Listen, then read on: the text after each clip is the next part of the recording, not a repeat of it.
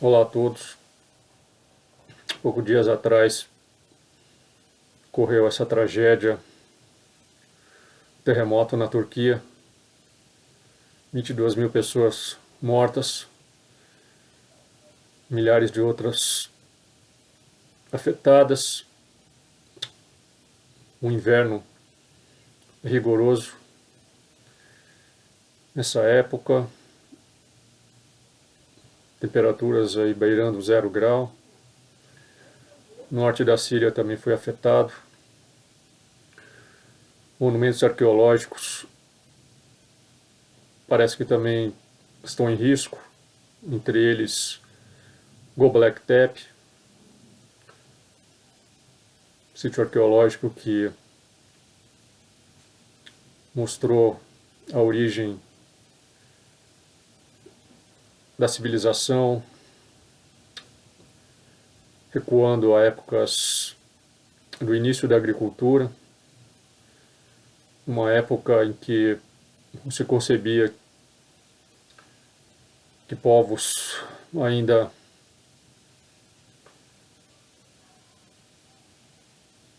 iniciando a fase agrícola, a fase da agricultura, pudesse construir monumentos avançados, estilo Stonehenge, que nada fica a dever a outros monumentos e que tem muito em comum também com a Ilha da Páscoa. Então, a lamentar a tragédia e muitas pessoas que se encontravam, sobreviveram, disseram que tiveram toda a impressão que estavam vivenciando o início do apocalipse. Quando você está no meio de um terremoto, essa é a sensação mesmo. Porque eu estive uma vez, passei por uma situação assim. Em Osaka houve um terremoto, forte terremoto alguns anos atrás. Eu nunca tinha passado por essa. E quando eu vi de repente o recinto onde eu me encontrava estava balançando, eu vi mesas saindo do lugar, vi biombos caindo, vi luminárias balançando. Naquele momento você só pensa assim, acabou. E você fica um pouco sem reação. Algumas pessoas entraram em pânico, algumas até desmaiaram. Eu e alguns colegas ficamos simplesmente sentados. Estávamos no refeitório da fábrica, eram 8 e pouco da manhã, tínhamos acabado de sair da sessão, estávamos apenas sentados esperando a multidão se dispersar para que a gente fosse bater o cartão. Enquanto estávamos sentados, aconteceu esse terremoto e durou, sei, alguns entre 10 e 20 segundos. Fica sempre aquele temor que depois possa haver um outro temor, um outro tremor, né? Então, acho que o medo maior é a repetição, é a repetição de um outro terremoto, e também sempre uma preocupação de que aquele, na verdade, foi apenas um prenúncio para um outro mais forte. Então, não é brincadeira não. Quando eu cheguei no meu apartamento, encontrei quase tudo caído no chão. televisão tombada, objetos que estavam em cima das mesas, geladeiras, muitos objetos tinham caído no chão, havia rachaduras, as paredes. Claro que no caminho também fui contemplando a destruição, né? Postes caídos, o solo rachado, algumas construções no chão. Depois, nos dias subsequentes, quando eu fui dar umas voltas nos arredores, eu me deparei com muitas construções, principalmente construções de madeira antigas, no chão, desabadas. E graças a Deus não houve reflexos daquele tremor. E os estragos ficaram naquilo. Mas é assustador realmente. As reflexões que tiramos é que a vida é algo muito, muito,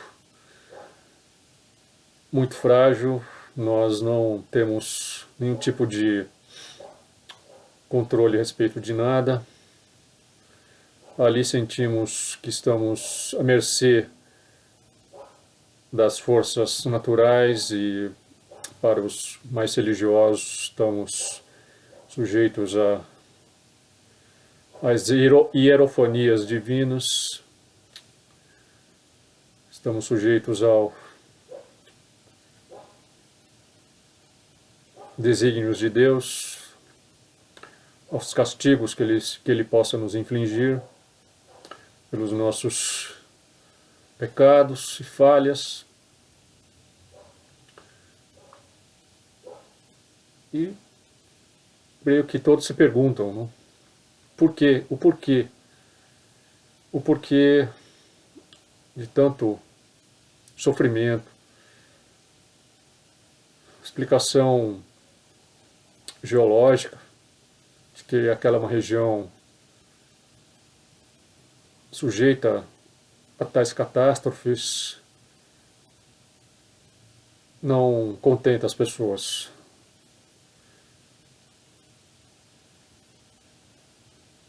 Que a gente geralmente se pergunta é: estaríamos sendo castigados? Ou estaríamos já vivenciando momentos cruciais, momentos finais? O ocaso?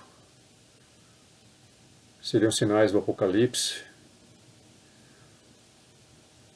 Esses terremotos sempre aconteceram durante a história da humanidade. Registros e mais registros, tais catástrofes. Nem por isso o mundo acabou. Então, aqueles que sempre nessas ocasiões acabam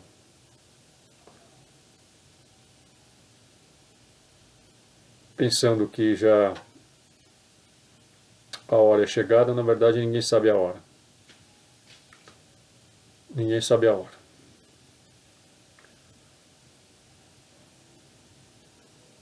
E claro que muitos exploram, né, esse temor. Já tem muitos vídeos alarmistas que nenhum desses vídeos irá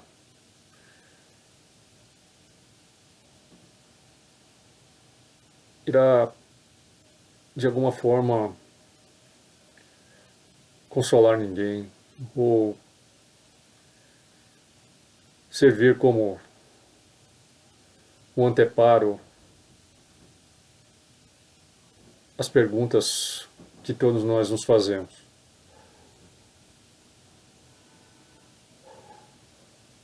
Eu sempre evito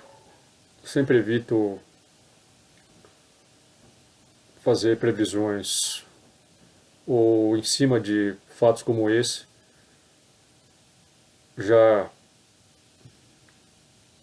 já fazer alardes de que o fim dos tempos está próximo. Todos que marcam datas, que fazem esses anúncios, geralmente quebram a cara. Em todas as épocas da humanidade, tais tragédias aconteceram. Eu lembro que nas vésperas do ano 1000, também o mundo parecia que ia acabar. E por ser uma data que se referia que para muitos era a data fatídica, porque se relacionava aos 1000 anos, os 1000 anos em que o mundo teria uma certa estabilidade, depois haveria o tal do milênio, em que o demônio seria solto e com isso poderia até antecipar a volta de Cristo. Entretanto, apesar de todas as desgraças, o mundo não acabou. Passou o ano 1000 e o mundo continuou como sempre. Quer dizer, nosso cotidiano continua com todos os problemas de sempre. Continuamos com a mesma vidinha. O que a gente se pergunta é se tragédias como essa não estariam juntas com muitas outras que andam acontecendo, que todas somadas formam um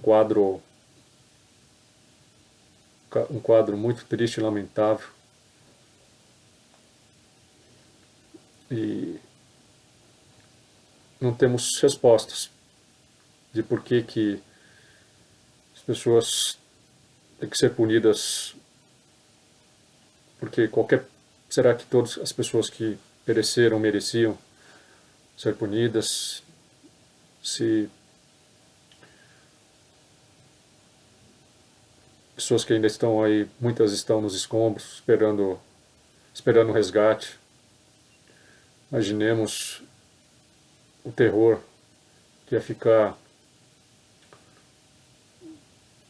apenas algumas poucas horas já é angustiante, já é muito angustiante. Imagina passar dias embaixo de escombros, esperando resgate, sabendo, às vezes já sabendo que familiares seus já morreram, que você perdeu tudo que você tinha, você está ali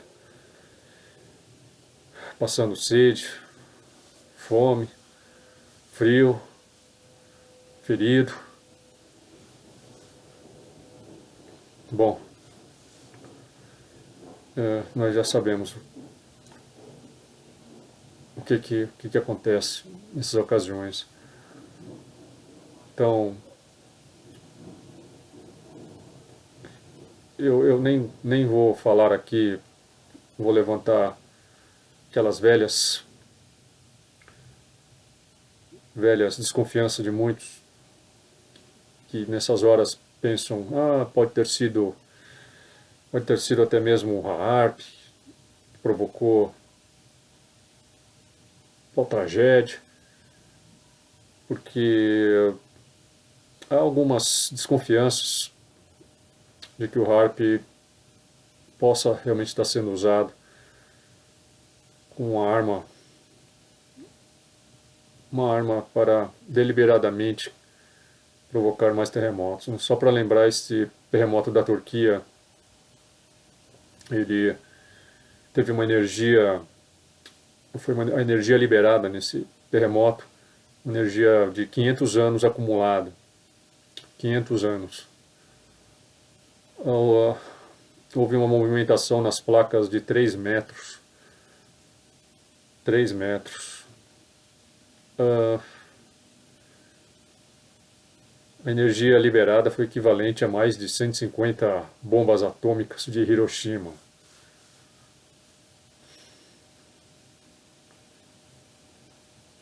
Então, a pergunta é, será que o homem pode ter estado por trás?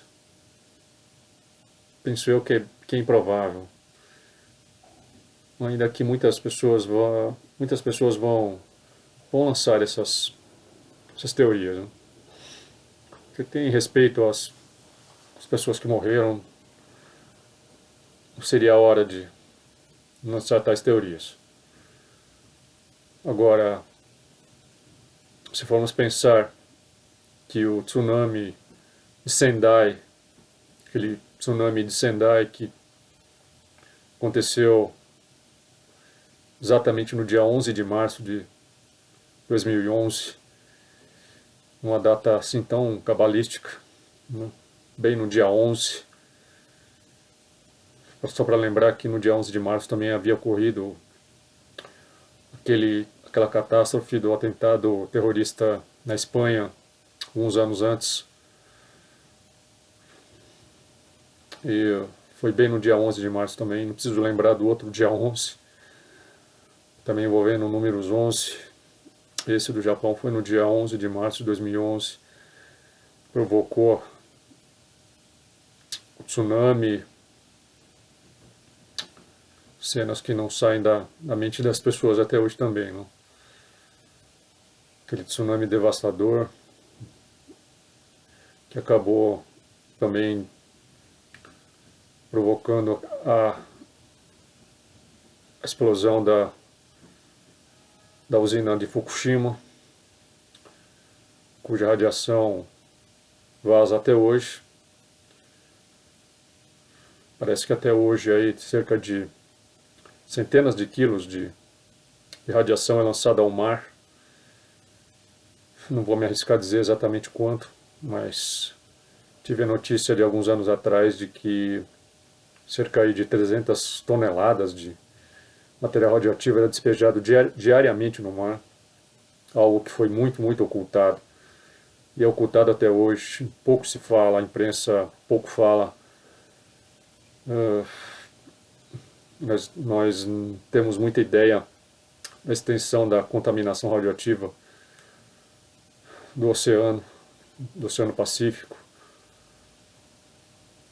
No começo se divulgou que a radiação chegou até as costas dos Estados Unidos, chegou até a contaminar produtos agrícolas que estavam nas costas, cultivados ali nas costas dos Estados Unidos, sem falar na contaminação oceânica que praticamente inviabilizou a pesca em muitos, muitos lugares.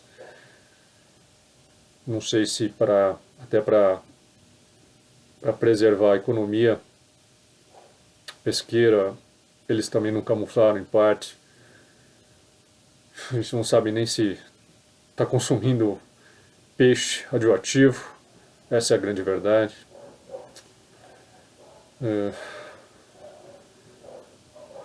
E é assim que acontece com as notícias, né? Enquanto elas ainda estão quentes, elas ficam sendo divulgadas. Depois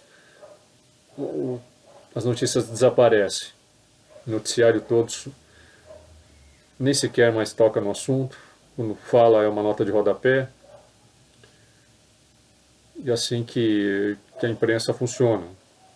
A grande mídia, a mainstream mídia funciona. É assim então. Enquanto então esse terremoto na Turquia for noticiado, ele vai estar aí sendo falado e as pessoas ainda estarão pensando no assunto. Depois que a imprensa resolver esquecer, todos esquecerão, né? Vão vir outras tragédias, outras desgraças, e essa ficará aí com uma página da história. E algumas pessoas que parece que previram esse terremoto, não? Algumas pessoas parece que previram, é, e assim, o quanto foi preciso essa previsão, né? Não dá para saber, porque terremotos acontecem aos montes, mas sem tirar o mérito, é, sem tirar o mérito dessas previsões, não chega a ser algo assim de outro mundo você fazer prognósticos, tendo em vista que tudo isso já estaria como que programado para acontecer. Então, se você pega até aquele baralho Illuminati, um baralho que foi feito jogo de RPG, né? Foi feito há décadas atrás e que está tudo anunciado naqueles baralhos, né? E praticamente tudo ali se concretizou, se realizou, tudo. Impressionante. Não sei por que ninguém mais fala, quase ninguém fala disso, né? A imprensa nunca falou, nunca ouvi ninguém na imprensa falar disso. Está tudo lá. Então, também está previsto que grandes terremotos iriam causar destruições, tsunamis também. Não preciso nem falar das outras que não são naturais, que foi previsto por esse baralho. E não preciso também falar das profecias de Nossa Senhora.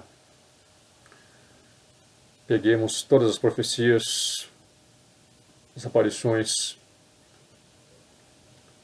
em que a Nossa Senhora fez os alertas de que se as pessoas não se convertessem, se as pessoas não se arrependessem, não fizessem minha culpa dos seus pecados,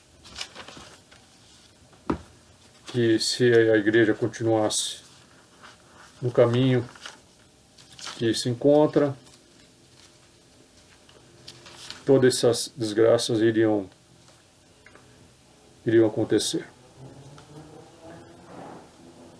E quantos é que pedem hoje, com tanta descrença, com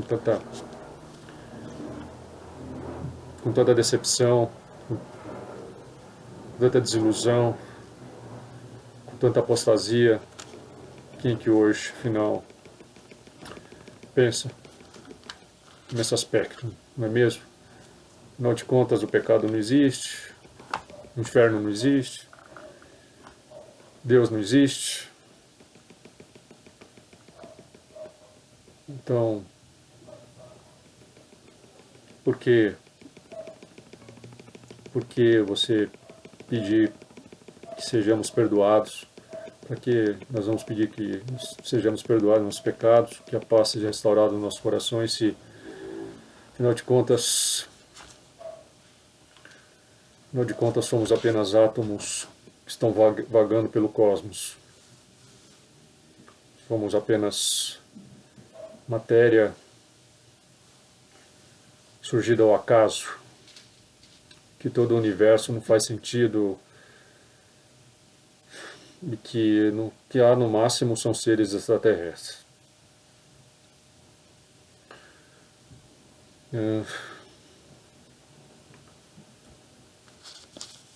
Nós vivemos, então, com um medo constante. Um medo constante que sejamos também atingidos, conflagrados, se não por terremotos, por outras desgraças. Para as pessoas que morreram ali, e para tantas que já morreram e tantas outras, aquilo foi uma espécie de final de mundo, se formos pensar. Não deixou de ser para elas, foi um apocalipse. Para elas aquilo foi o final dos tempos para ela.